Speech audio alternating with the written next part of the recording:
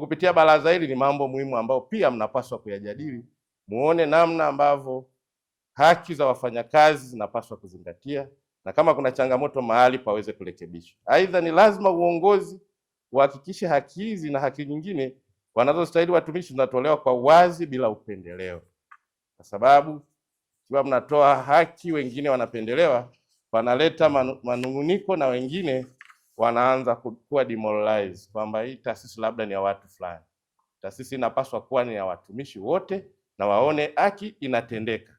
Hivyo basi, viongozi wanapaswa kuhakikisha masuala yote ya wafanyakazi yanashughulikiwa kwa haki, uwazi na kwa wakati, ili kuondoa manunguniko na chuki mahala pa kazi, na hivyo kuleta ufanisi, ari na kudumisha nidhamu na kuongeza tija kazini. Pamoja na kusisitiza kutenda haki, napenda pia nitumie fursa hii kusisitiza mambo muhimu ambayo yanatakiwa kuzingatiwa na wajumbe wa baraza hili.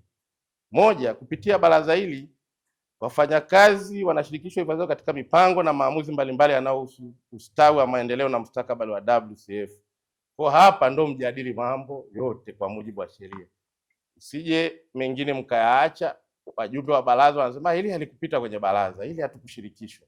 Hii ndio italeta umaana wa chombo hiki ambacho kipo kwa mujibu wa sheria. Lakini pia nitumie pia fursa hii kuliambia baraza lako juu ya uwajibikaji ndani ya WCF, kwani uwajibikaji ndio nguzo kuu ya mafanikio katika sehemu yoyote ya kazi. Kama mnavyojua, tuna mpango wa 4 wa maendeleo wa miaka 5 wa taifa tuliopitisha juzi bungeni.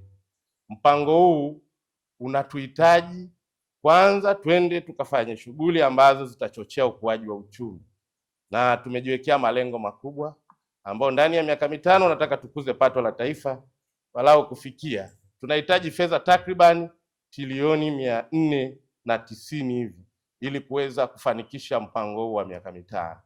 Kwa WCF ikiwa ni moja kati ya taasisi zilizo ndani ya nchi hii, na nyie mna wajibu katika kufanikisha mpango huu wa miaka 5. Tunakuahidi kwamba baraza hili litaendelea kujiimarisha na kuwa chombo muhimu cha kuleta mahusiano mazuri kati ya watumishi ndani ya mfuko ili kuhakikisha kwamba tunalinda tija na kutoa huduma zetu kwa ufanisi na weledi. Mheshimiwa mgeni rasmi, katika kikao hiki ambacho tumekukaribisha utufungulie, tumetenga siku 2. Siku ya kwanza ajenda yake kubwa ni kupitisha bajeti, na hili ni kwa mujibu wa miongozo inayoendesha mabaraza.